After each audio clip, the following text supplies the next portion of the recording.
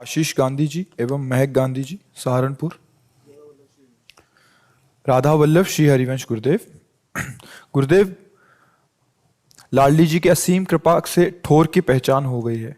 जब से आपका सत्संग सुनना शुरू किया, हृदय में दृढ़ विश्वास है कि आपका सानिध्य रहा तो श्री जी के आशीर्वाद से अपने ठोर तक पहुंच सकूंगा। गुरुदेव, हम बाहर का खाना सेवन नहीं करते, इस कारण किसी के घर या किसी समारोह में खाना ना खाएं तो संबंधी हमारे अहंकार से या अपनी प्रतिष्ठा से जोड़कर देखते हैं। पहली बात है कि हमारे संबंधी श्यामा श्याम हैं, इनसे संबंध न टूटे और चाहे सबसे टूट जाए।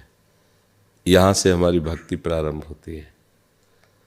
मीरा जी से कहा उनकी ननंद ने कि हमारे यहाँ पहले बहू को देवी पूजन प्रायः सब जगह होता है, सौभाग्य रक्षा के लिए देवी पूजन अनिवार्य है।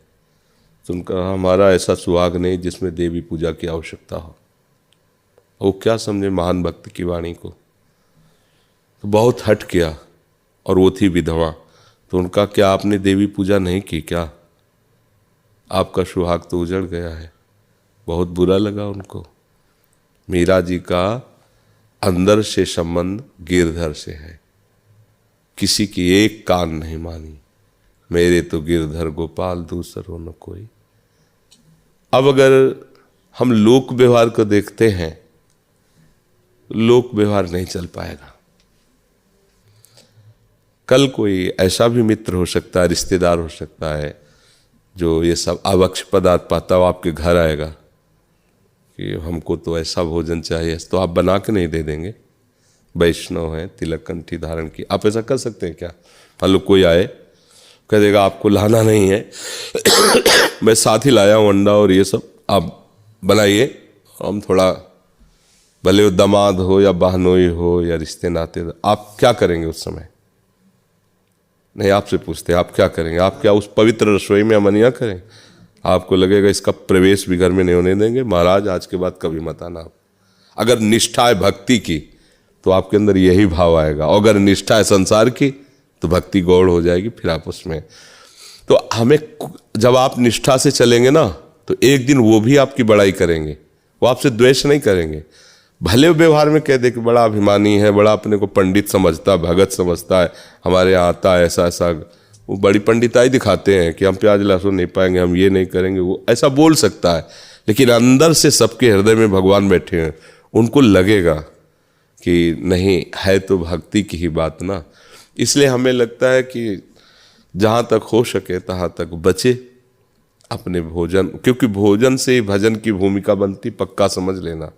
भोजन गलत हो गया तो सोचे विचार ही गलत हो जाएंगे, और जब विचार ही गलत है तो आप चल कैसे पाओगे इस मार्ग में? और प्राय आजकल भजन इसीलिए नहीं हो पा रहा, विचार गलत हो गए हैं। विचार इसलिए गलत हो गए कि भोजन, नए नए बच्चे हैं, पवित्र रसोई का भोजन सुहाता नहीं उनको। आजकल चला है वो पिज्जा, वो सेमई जैसा ऐसे ऐसे करके किया जा, क्या है? हाँ, लूडो चाउमीन, जो चाउमीन, हाँ वही, हाँ मैगी मैगी। अब बताओ, समय कम जीवन का और वो भी विलासिता में। अब ये चीजें जैसे बनी हैं, बनाने वाले के विचार, उसकी पद्धति, ये सब आप पर तो देखो बच्चों का कहाँ मन लग रहा है। न माता पिता की मर्यादा है, न धर्म को जानते हैं, न उनके अंदर कोई दैवी संपदा के लक्षण, बस वही आसुरी संपदा। अगर कोई माता पिता डांटता है तो कहते हैं प्लीज आप अपनी ज़िंदगी जीजिए, मुझे अपनी ज़िंदगी जीने दीजिए। तुम्हारी ज़िंदगी ही क्या, तुम क्या समझ पाए हो कि तुम्हारी ज़िंदगी क्या है? मनमानी आचरण कोई ज़िंदगी होता है? और फिर वही ऐसी जगह फंस जाते हैं कि ना रोते बनता है, ना माता पिता का कोई सहायता लेने का, क्योंकि अब कैसे सहायता लें, उन्होंने तो मना किया था, उधर चले गए। तो ये खान पान का बहुत बड़ा और बड़ी समस्या है अब खान पान की। अगर आप सीधे रोटी दाल और सलाद की होटल ढाबा खोल लो तो आप में कोई नहीं बैठेगा, आपका ढाबा मक्खियाँ खाएंगी। दो चार ऐसे कोई भले आ जाए कभी, और आपके उसमें दूर से सब व्यवस्था कि आप जाओगे तो शराब भी मिलेगी, मांस, जो जैसा, अगर आप ऐसा पाना चाहो तो ऐसा पाना चाहो, वो होटल ज़्यादा चलेगा। तो पैसा कमाना है तो भले वो कहे कि हम नहीं खाते, पर वो बनाएगा, सब करेगा। पर भगवत प्राप्ति तो एक अलग वस्तु है ना। और रही धन संपत्ति की बात, अधर्म से धन संपत्ति कभी सुख देते नहीं, चाहे जितना कमा लो। और भक्ति करोगे, भगवान का आश्रय रखोगे, तो माना कि आपके पास सामने वाले जैसा धन नहीं, पर आप एक आनंदित रहोगे, आपका परिवार स्वस्थ रहेगा, आपकी बुद्धि स्वस्थ रहेगी। तो हमें लगता है कि ये जीवन अच्छा रहे और जीवन के बाद भी अच्छा रहे, ऐसा कार्य करना चाहिए। व्यवहार में तो ऐसा नहीं हो सकता। बहुत से दोस्त, मित्र, रिश्ते, नातेदार ऐसे जो आसुरी प्रवृत्ति के होंगे, तो हम उनको राजी करने के लिए असुर भाव थोड़ी स्वीकार कर सकते हैं। तो अब ये इतना तो आपको देखना ही पड़ेगा, इतनी तो सहना ही पड़ेगा, 4 की गालियां तो सहनी ही पड़ेंगी। अपना मित्र जिसने प्रभु को बनाया, संसार ने उसके साथ बुरा व्यवहार किया। किसी का चरित्र पढ़ के देख लेना, जिसने जितना, देखो मीरा जी को कितना सताया गया, ऐसे निश्चल महात्मा मीरा जी को क्या अपराध था, जहर पिलाया गया, रोज उनको कष्ट दिए जाते थे। क्या क्या उनका तो चरित्र ही है। किसी भी भक्त के चरित्र को देख लीजिए, तो हो सकता है आपको भी विरोध सहना पड़े, पर अपने प्यारे के लिए अगर विरोध सहना पड़े तो अमृत तुल्य है। प्यारे को छोड़कर इस मृत्यु लोक के संबंधियों की पुष्टता चाहे, ये तो मृत्यु ही है। इसलिए धैर्यवान रहो, और मुझे लगता है कोई भगवत भक्त का कुछ बिगाड़ नहीं सकता, क्योंकि भगवान उसके रक्षक होते हैं, भगवान सहायक होते हैं। महाराज श्री, जब कोई मुझसे पारिवारिक जन कुछ कहता है तो उस समय आवेश में प्रत्युत्तर निकल जाता है और संयम नहीं बन पाता, जिसके बाद मैं तुरंत एहसास भी होता है धैर्य कैसे बढ़ाऊं। नहीं तो उत्तर देना कोई नुकसान वाली बात तो नहीं है, पर उत्तर शास्त्र सम्मत और निष्ठा वाला होना चाहिए। जैसे जब हम भगवत मार्ग में चले तो हमारे परिवार के सदस्य आए तो हम कहा मार चाहे डालो, अब हम आपकी ये बात मानने वाले नहीं कि घर जाना है, हमें इसी जन्म में भगवत साक्षात्कार करना है। किसी की को, जैसे बड़े भ्राता, तो उनसे कहा जानते हो अभी तो तुम लिवाने आए हो, 4 दिन काम नहीं करेंगे ना और घर में बैठे माला चलाएंगे ना, तो तुम ही कहोगे बांट दो इसको, हम नहीं खवा पाएंगे। अरे बोले बहुत ज्ञान की बातें बघारता है और अभी पिताजी को भेजते हैं, ऐसा ऐसा डांट। तो अगर हम सही अपनी निष्ठा का उत्तर देते हैं तो हमारे लिए अपराध नहीं है। अब कोई हमारे भगवान की निंदा करने लगे, चाहे घर परिवार का हो, इष्ट की निंदा करने लगे, ऐसा नहीं, बर्दाश्त नहीं हो सकता।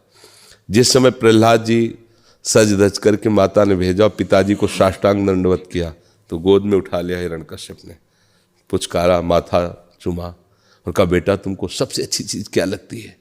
उनका भगवान श्री हरि की 9 प्रकार की भक्ति, उठा पटक दिया जमीन, क्योंकि हरि से वो द्वेष करते ये। तो फिर पिताश्री कह के नहीं, कभी प्रणाम नहीं किया और दैत्यराज कह के संबोधन किया। 5 वर्ष का बालक था प्रहलाद, दैत्यराज कह के। ये मति हमारी किसी के बदलने से नहीं बदी है, ये ऐसी भाव भक्ति किसी के बदलने से नहीं होती। ये स्वयं हरि ने कृपा की, महापुरुषों की चरण रज का प्रताप, और इतना भी कभी नहीं डरे। और हिरण्यकश्यप त्रिभुवन पति था। अगर हमारी भक्ति में, हमारे गुरु निष्ठा में, हमारी हरि निष्ठा में कोई हमारे परिवार का बाधा पहुंचाता है, ठीक से उत्तर दे देना, ये उसका अपमान नहीं होगा और यह हमारा आवेश भरा वचन नहीं होगा। गुरुदेव भगवान, हम दोनों पति पत्नी ब्रह्मचर्य का पालन करते हुए भगवत मार्ग में आगे बढ़ना चाहते हैं, कृपया अपना आशीर्वाद प्रदान करें। हाँ, कुछ है तो है नहीं, जब समझ में आ जाए तब ठीक मार्ग में चल दो। और इसका अहंकार न करो, इसका अहंकार भी नहीं करना। अगर काम आदि दोष आ जाते हैं तो हमें दूसरी तरफ देखना नहीं। अगर लगता है नहीं रह पाएंगे तो अपने घर में रहना है। अपने घर में वो कोई पाप नहीं लगेगा, पति पत्नी हो, पर ऐसा नहीं कि हमने पति पत्नी तो संकल्प ले लिया है, अब हमारे अंदर वेदना आ रही तो हम दूसरी तरफ देख ले, कभी ऐसा ना करें। अपनी ही पत्नी, देखो इस संसार में अगर कहीं कुछ सुखानुभूति होती है तो प्यार में होती है, प्रेम। अगर आपको जिस वस्तु से प्रेम है वही वस्तु दूसरे को दी जाए, उसको प्रेम ना हो तो सुखद नहीं लगेगी, क्योंकि सुख है नहीं। सुख है तो प्यार में है। तो कम से कम भगवान ने जो तुम्हें अर्धांगिनी बना के दिया है, आप उससे प्यार करो। कम से कम जो भगवान ने तुम्हें पति रूप में दिया है, आप उससे प्यार करो। लेकिन माया का खेल क्या है? वो अपने पति से प्यार बिरला ही कोई करता है। वो बगल वाला चाहे वो किसी योग्य ना हो, पर वो दृष्टि जाएगी, यही माया का खेल है। तो मुझे लगता है ब्रह्मचर्य से ज़्यादा सावधानी ये रखनी कि हमें जीवन में किसी और की तरफ दृष्टि नहीं जाने देना। अगर हम नहीं रह पाते हैं तो हमारे लिए भगवान ने व्यवस्था धर्म की है, पति पत्नी कभी भी कहीं भी, उसमें कहीं कोई पाप की बात नहीं। पर अगर हम किसी और की तरफ देखते हैं तो फिर पाप बनता है। तो हमें पाप से बचना है। हमें ये नहीं कि हम तो वृंदावन में संकल्प ले लिया है कि पति पत्नी नहीं, पर अब न रहा नहीं जा रहा तो हम दूसरे की तरफ देख ले, नहीं। इसलिए हम पीछे भी ऐसे एक आए थे, उनको यही उत्तर दिया था और यही होना चाहिए। जितना हम संयम से रह सकते हैं भगवत कृपा से उतना रह रहे, नहीं तो उन्हीं के विधान में है, उनके विधान से बाहर नहीं। तो पवित्रता आपको भजन करवा देगी। और अगर कहीं विधान से इधर उधर हो गया तो व्यभिचार फिर भजन नहीं, व्यभिचारी की शुभ गति नहीं होती। व्यभिचारी भजन नहीं कर सकता। पापवंत कर सहज स्वभाव, भजन मूर्ति भाव न काऊ। जी। देवदत्त नायक जी उड़ीसा से देवदत्त। श्री हरिवंश गुरुदेव भगवान। हाँ, थोड़ा आवाज जैसे राधा वल्लभ, हाँ ऐसे बोल रही। गुरुदेव आपके चरणों में कोटि प्रणाम। महाराज जी आपका सत्संग 1 साल से सुन रहा हूँ। श्री राधा वल्लभ को नित्य पूजन करता हूँ।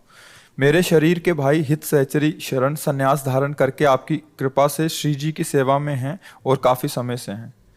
मेरे भाव ये है कि भजन करते हुए माता पिता की सेवा करते हुए इस मार्ग में कैसे आगे बढ़ सकूं, कृपया मार्गदर्शन कीजिए। देखो, एक तो भगवान के मार्ग में लग गया तो तुम्हारा कर्तव्य है मेहनत करो, धन कमाओ, माता पिता को भगवान मानकर उनकी आराधना करो और नाम जप करते रहो। नाम जप न छूटने पावे, बस इतना तुम पकड़ लो। पर मेहनत करो, अर्थ कमाओ, अच्छी से अच्छी व्यवस्था अपनी माता पिता की करो। एक भाई भगवान के मार्ग में लग गया तो माता पिता की सेवा करो, तो वही गति होगी। भाव केवल बदल दो। जैसे वो हमारी आज्ञा पर सेवा में रत रहता है, ऐसे तुम मानो कि माता पिता हमारे भगवान हैं और उनकी प्रत्येक सेवा हमारी पूजा है और हमें अच्छी तरह से उनको सुखपूर्वक जीवन व्यतीत करने की व्यवस्था करनी। और राधा राधा राधा राधा, इसी से बात बन जाएगी। माता पिता भगवान वास्तविक हैं ही, वही हैं, दूसरा तो सब जगह वही है, कोई दूसरा नहीं। तो इसलिए भाव से और अर्थ कमाओ, चाहे हमें लेबरी करनी पड़े, हम उस रुपये को लाकर माता पिता के, तो इससे बड़ी भक्ति क्या हो सकती है। और नाम जब चलता रहे, ऐसा अभ्यास कर लो कि नाम जब चलता रहे। ठीक है, हाँ। नाम मेघा गोस्वामी जी, श्रेया घोषाल जी। सदगुरुदेव भगवान आपके चरणों में कोटि कोटि प्रणाम।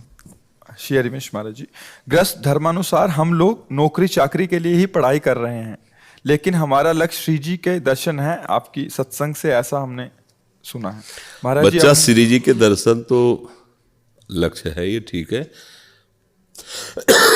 शरीर पवित्रता लक्ष्य पहले रखो, जो आज नहीं रखा जा रहा है।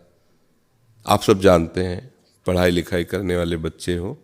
अच्छा, हमको तो ज्ञान नहीं था क्योंकि देहात में पैदा हुए, गांव के स्कूल में पढ़े और बाबा जी बन गए। 13-14 वर्ष की अवस्था क्या होती है, और गंगा किनारे कूद पड़े। पूरा जीवन पशुवत गया है। पशुवत जैसे नहीं, सहना, कष्ट सहना हर स्थिति। व्यवहार का मुझे ज्ञान नहीं था।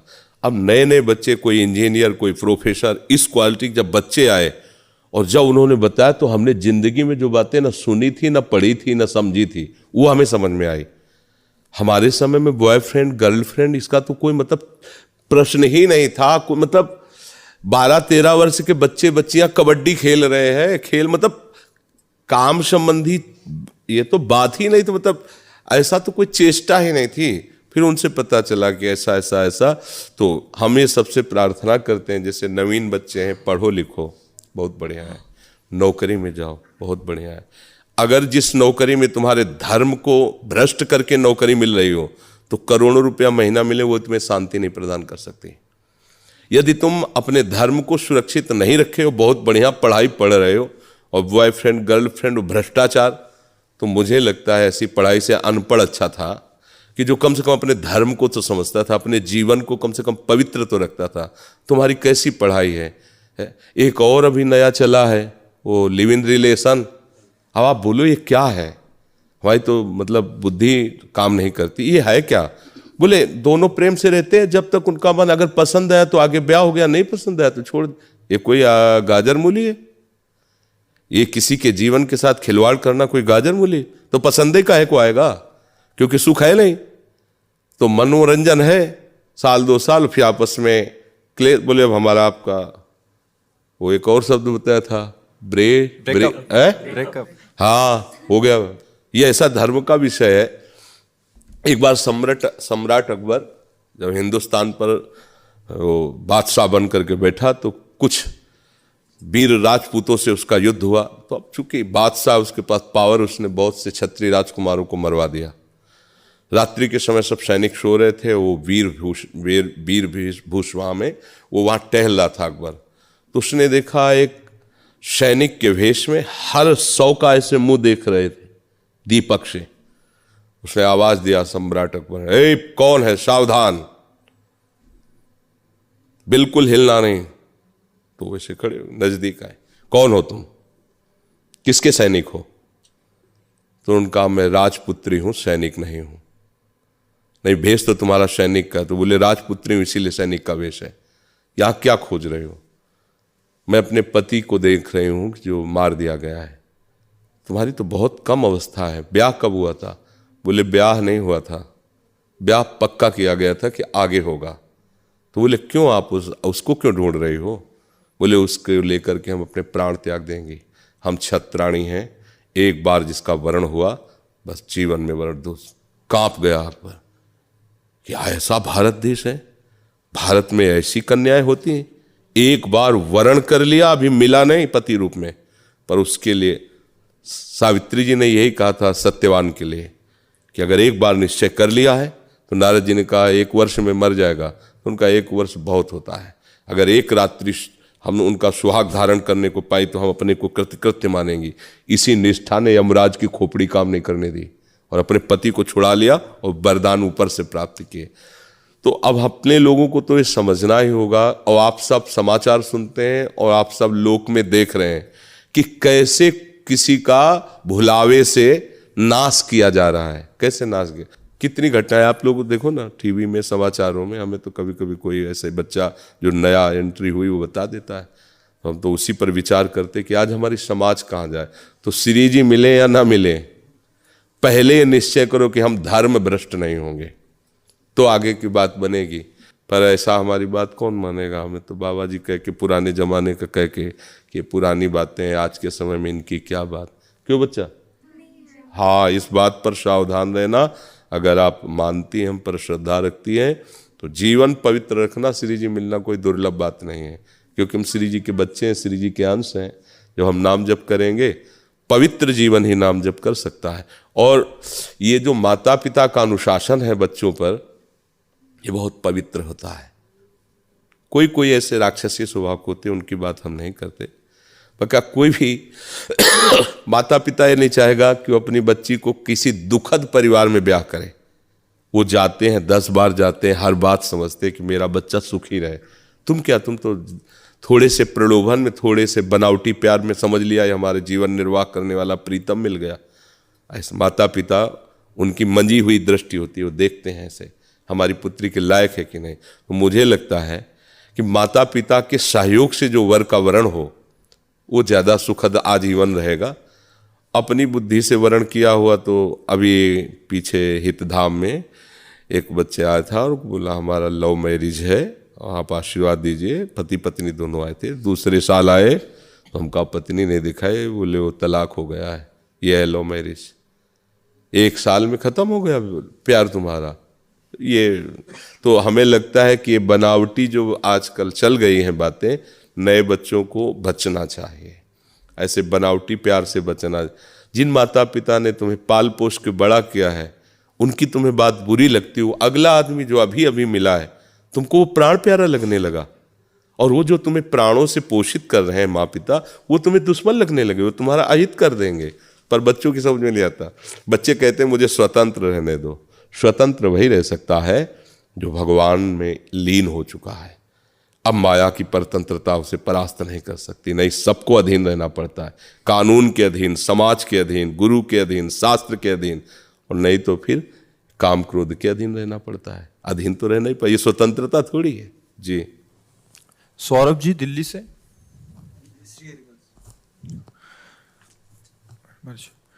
मेरे प्यारे गुरुदेव, आपके चरणों में कोटि कोटि प्रणाम। गुरुदेव, क्या किसी साधक को किसी भंडारे में अगर कोई खाता है तो इसमें हमारे भजन में कोई कमी आती है? किसी साधक, अब वो साधक गृहस्थ है या विरक्त? आप कौन सी उसकी बात कर रहे हैं? जो पाने वाला है वो गृहस्थ है कि विरक्त है? तभी तो उत्तर होगा। गृहस्थ में है? गृहस्थ नहीं पाना चाहिए उसे। प्रश्न में अगर ऐसा लिखते कि जो साधक गृहस्थ में है उसे भंडारा पाना चाहिए कि नहीं, ऐसा लिखना चाहिए। तो जो विरक्त है, भगवद आश्रित है, अब वो चाहे भिक्षा से पेट भरे या भंडारे से, वो अलग अलग फिर स्थिति होती है। जो भजनानंदी जन होते हैं वो फिर भिक्षावृत्ति स्वीकार करते हैं, क्योंकि भंडारे में कई तरह के अन्न का प्रयोग हो सकता है। मान लो किसी ने बड़ा पाप किया, 1-2 लाख कि चलो संतों को भंडारा, तो वो पाप का हिस्सा फिर बुद्धि में भ्रष्टता पैदा। लेकिन गृहस्थ को नहीं पाना चाहिए, कदापि नहीं। जहाँ भी प्रसाद ले तो बस इतना ले सकता है। मान लो कोई ऐसा कहता है कि भगवान का प्रसाद है, वो भी मंदिर में, गली कूचे में नहीं। कैसे कोई हलवा बांट रहा है, चाय बांट रहा है, आप पी रहे हैं, गृहस्थ के लिए ये बात निषेध है। आप भक्त हैं, आप कमाइए गृहस्थ में और 4 को खिलाइए, धाम आए हो, आपको खाने की जरूरत नहीं है।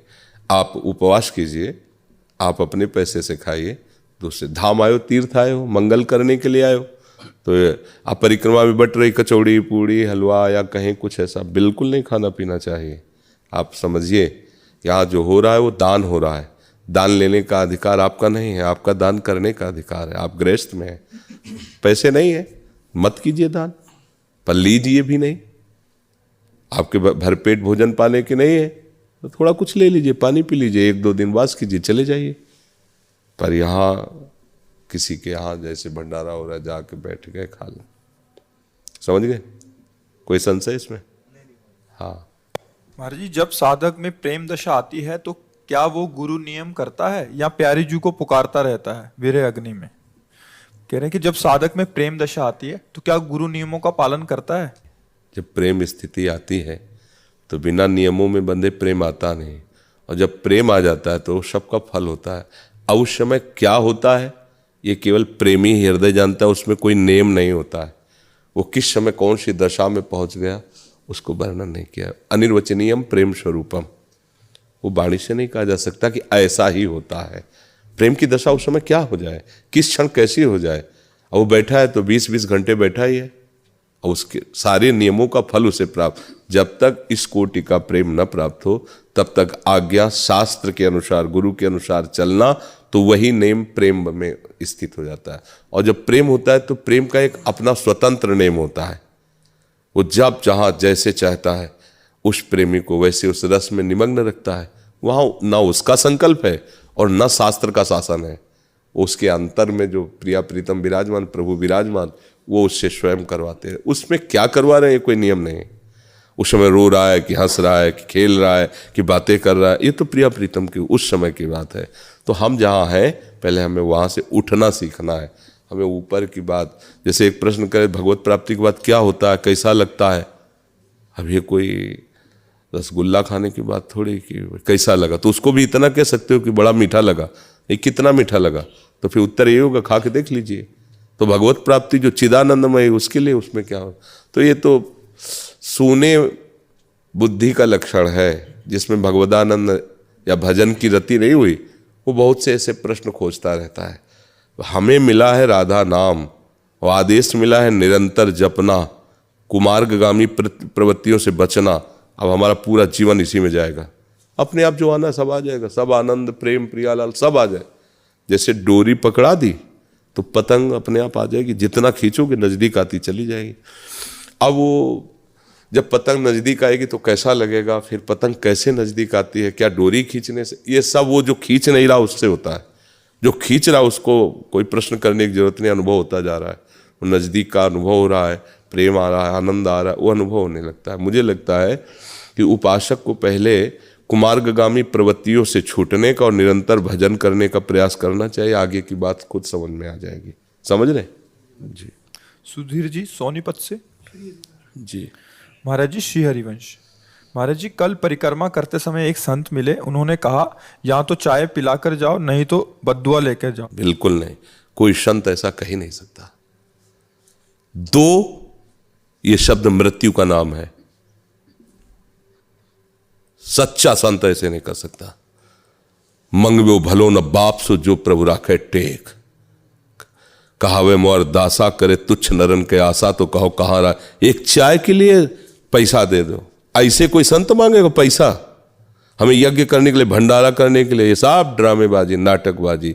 और कोई भी सामर्थ्यशाली अपनी सामर्थ्य का प्रयोग दूसरे को सुख देने में, दूसरे को नष्ट करने में, जो नष्ट करने की बात सोचता है वो सामर्थ्यशाली ही नहीं होता, वो महात्मा ही नहीं होता। आज तक महात्माओं के चरित्र को पढ़ के देखो, जिन्होंने मारा उनको उन्होंने तार दिया, औरों की तो बात जाने दो। वो अपनी जान दे सकता है लेकिन कुमार्ग में नहीं चल सकता।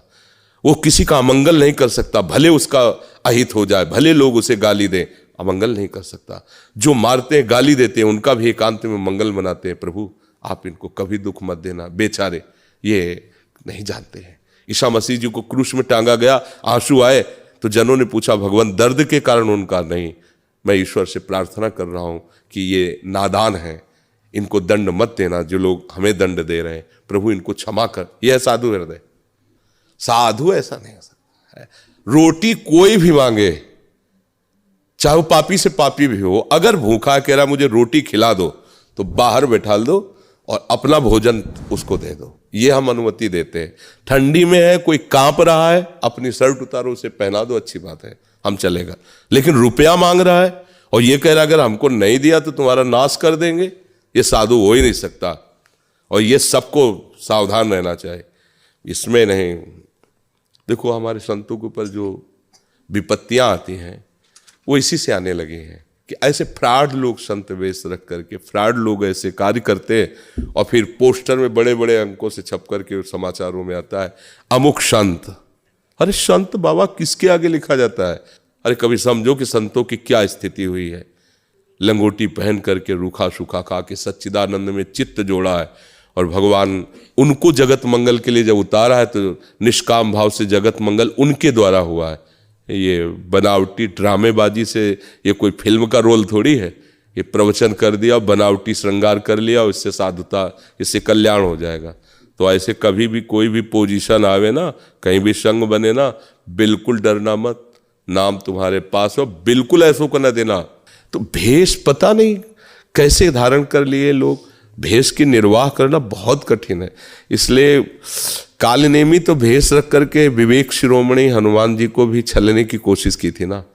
तो ये भी थोड़ा ध्यान रखना चाहिए कि इस भेष में दुराचारी भी छुपा हो सकता है, इस भेष में भ्रष्टाचारी भी छुपा हो सकता है कि अब हम अगर हमारा अपमान किया तो तुम्हारा नाश हो जाएगा, तुम्हारे इष्ट की कसम तुम्हें ऐसा करना पड़ेगा। कभी कोई भक्त संत ऐसा कभी नहीं कह सकता, ये बात समझ लेना।